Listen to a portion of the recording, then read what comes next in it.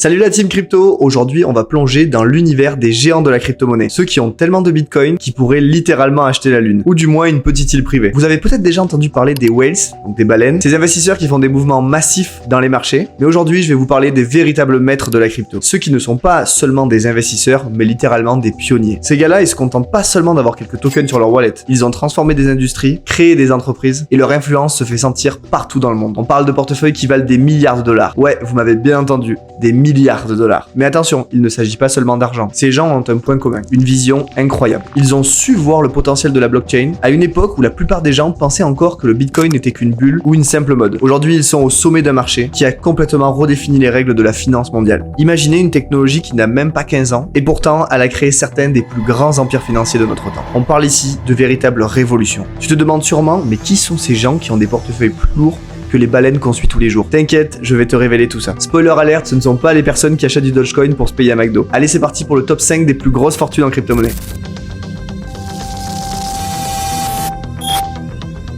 En 5e position, on retrouve Michael Taylor, surnommé le Bitcoin Addict, un homme qui incarne à lui seul la passion pour le Bitcoin. Imaginez un instant, vous êtes PDG d'une entreprise prospère, MicroStrategy, une entreprise spécialisée dans les analyses de logiciels de données. Votre entreprise a des millions de dollars en trésorerie, et au lieu de les laisser dans une banque ou de l'investir dans l'immobilier, comme tout le monde le fait, vous décidez de tout convertir en Bitcoin. Pas quelques centaines de milliers de dollars, non, on parle de plus de 3,5 milliards de dollars en Bitcoin. Taylor n'a pas juste mis un pied dans la crypto, il a plongé la tête la première dedans, et aujourd'hui son entreprise détient plus de 400 000 bitcoins. Ce qui est fascinant, c'est que Taylor ne considère pas le bitcoin comme un simple investissement. Pour lui, c'est une nouvelle forme de monnaie, une réserve de valeur supérieure à tout ce que nous avons connu jusqu'ici. Il pense que le bitcoin est l'or du futur. Il compare même l'invention du bitcoin à l'invention de l'électricité ou d'internet. Il dit que ceux qui ne comprennent pas le bitcoin aujourd'hui sont comme ceux qui ne comprenaient pas l'importance de l'électricité au 19e siècle. Et vous savez quoi? Il a peut-être raison. Le fait qu'il ait réussi à convaincre les actionnaires de son entreprise à le suivre dans cette stratégie audacieuse montre bien à quel point sa vision est puissante. Pour l'anecdote, un jour lors d'une conférence, Taylor a été interrogé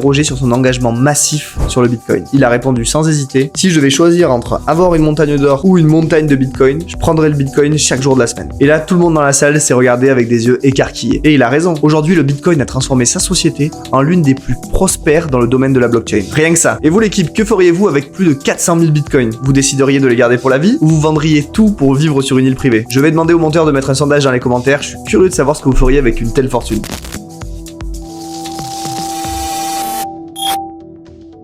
Maintenant, en 4e position du classement, nous avons les célèbres jumeaux Cameron et Tyler Winklevoss, surnommés les jumeaux BCBG. Vous les connaissez peut-être grâce au film The Social Network. Souvenez-vous, c'était les rivaux de Mark Zuckerberg dans la création de Facebook. Et bien, même si leur bataille juridique avec Zuckerberg s'est soldée par un échec, ces deux jumeaux ont su rebondir d'une manière extraordinaire. Ils ont pris les millions qu'ils ont gagnés dans leur bataille judiciaire et les ont investis dans le Bitcoin à une époque où presque personne ne savait ce que c'était. En 2012, ils ont acheté une énorme quantité de Bitcoin à un prix ridiculement bas. Et aujourd'hui, ils ont des milliards en crypto. Mais ce qui est encore plus intéressant avec ces jumeaux, c'est qu'ils n'ont jamais arrêté de parier sur l'avenir de la blockchain. En plus de leur fortune massive en Bitcoin, ils ont fondé Gemini, une plateforme d'échange de crypto-monnaies. Elle se distingue par sa sécurité et sa conformité réglementaire. Ils ont compris que pour que la crypto atteigne un niveau d'adoption massive, elle devait être régulée et sécurisée. Ils ont fait de Gemini l'un des exchanges les plus sûrs et respectés du marché. Vous savez, aujourd'hui, beaucoup de gens pensent que la crypto c'est un Far West numérique, sans règles ni régulation. Mais les Winklevoss, eux, ils croient que la régulation est nécessaire pour assurer l'évolution de cette industrie. Et leur vision ne s'arrête pas là. Ils sont parmi les premiers à avoir compris l'importance de l'éducation en crypto. Grâce à Gemini, ils ont lancé plusieurs initiatives pour aider les utilisateurs à comprendre la blockchain, la sécurité des actifs numériques et surtout la bonne pratique d'investissement. Leur objectif, c'est de démocratiser l'accès à la crypto, tout en assurant une éducation solide pour pouvoir éviter les erreurs courantes. Donc les Winklevoss voient la crypto comme non seulement une révolution technologique, mais aussi comme une nouvelle ère d'inclusion financière. Ils croient qu'au plus les gens seront formés, au plus le secteur deviendra solide. Leur pari sur l'éducation et la transparence montre une fois de plus qu'ils ne sont pas là uniquement pour faire de l'argent rapide, mais pour bâtir quelque chose de durable.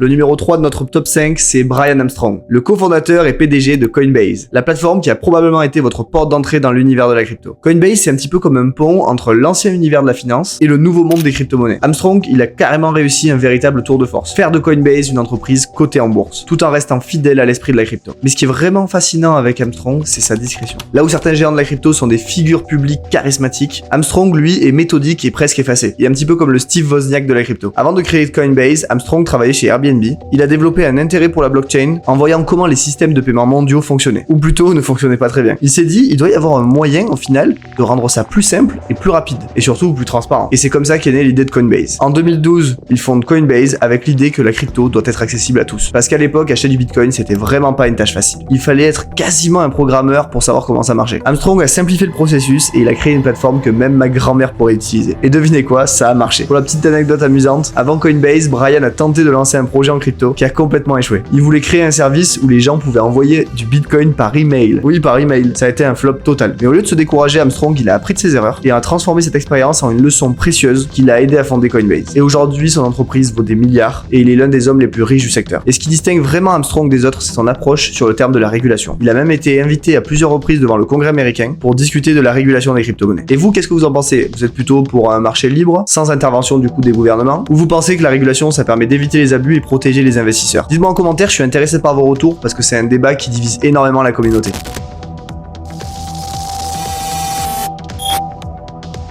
Passons maintenant à la deuxième place du podium, Changpeng Zhao, ou plutôt CZ pour les intimes. On l'appelle aussi le visionnaire. C'est le fondateur de Binance, la plus grosse plateforme d'échange de crypto au monde. CZ, c'est le genre de visionnaire qui a carrément transformé l'industrie de la crypto. Ce qui est fascinant avec lui, c'est qu'il n'a pas seulement surfé sur la vague du Bitcoin, il a contribué à le créer. Il vivait en Chine et a déménagé au Canada quand il était encore adolescent, et c'est là qu'il a rapidement montré un intérêt pour l'informatique et la finance. CZ, il a commencé dans le domaine de la finance traditionnelle, où il a perfectionné ses compétences en programmation et trading haute fréquence. Mais en 2013, il découvre le Bitcoin. Et là, tout a changé. En 2014, il vend littéralement son appartement pour acheter du Bitcoin. Il a tout misé là-dessus à une époque où la plupart des gens pensaient que c'était une escroquerie ou une bulle. Mais CZ, lui, il voyait plus loin. Il croyait fermement que le Bitcoin et la blockchain allaient révolutionner le monde. Et il avait raison. Aujourd'hui, Binance gère des milliards de dollars de transactions par jour. Et CZ est à la tête d'une fortune colossale. J'aime bien vous partager à chaque fois une anecdote avec ces gens-là. Un jour, lors d'une interview, CZ a révélé qu'il n'avait ni maison, ni voiture. Tout son patrimoine est en crypto-monnaie. Oui, tout. CZ croit tellement en l'avenir de la crypto qu'il a tout misé là-dessus. Et ça a payé. Et ce qui est encore plus impressionnant, c'est la vitesse à laquelle il a fondé son empire. En seulement quelques semaines, Binance est devenue une des entreprises les plus influentes au monde en termes de finances décentralisées. Mais ce qui rend vraiment CZ unique, c'est son esprit d'innovation. Il ne s'est pas contenté juste de créer un simple exchange, il a développé derrière ça un écosystème complet. Il a lancé la Binance Smart Chain, une blockchain qui permet aux développeurs du monde entier de créer des applications décentralisées. Cette plateforme est maintenant l'une des plus utilisées au monde, rivalisant même avec Ethereum. Et ce n'est pas tout. CZ a également diversifié Binance avec des services de stacking crypto, de prêt et même de NFT. Binance, ce n'est plus qu'un exchange, c'est un écosystème complet qui touche à tous les aspects de la blockchain.